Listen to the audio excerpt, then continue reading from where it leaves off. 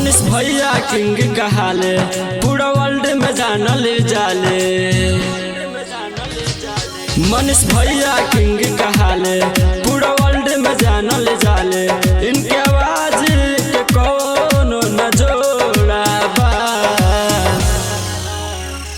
मनीष भैया जस बनल चाहिए आशीष थोड़ा थोड़ा बा हो।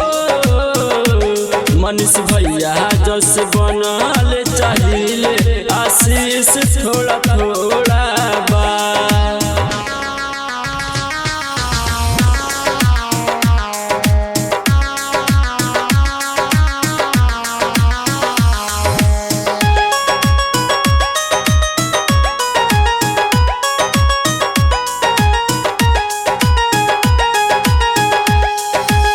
केतनो लो आई है भैया केतनो लो जाई है केहू ना मनीष बन पाई है।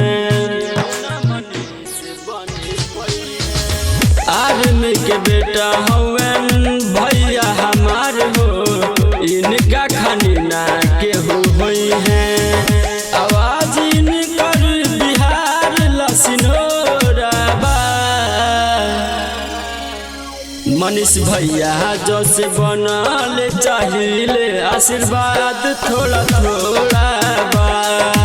हाँ मनीष भैया जस बनल चाहिए आशीष थोड़ा थोड़ा बा।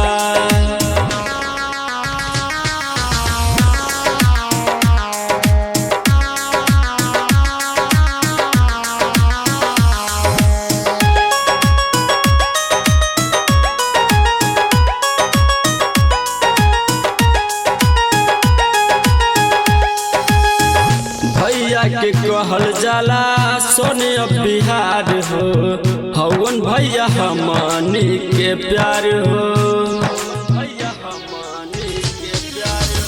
भैया के फैन हुए अजित लबेला जाने पूरा यूपी बिहार हो।